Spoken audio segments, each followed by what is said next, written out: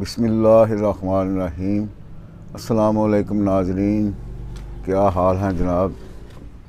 تو آج میں آپ کو ایک اعصاب کی طاقت کے لیے بہت اچھا نسخہ بتا رہا ہوں۔ وہ صحیح کام کرنے والا نسخہ ہے۔ تو اس میں ازراکی جو آپ نے لینا ہے وہ 2 تولے ازراکی لینا ہے۔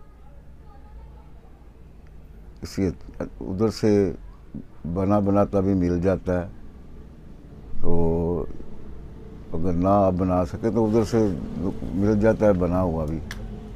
تو 2 تولے آپ نے لینا ہے، اور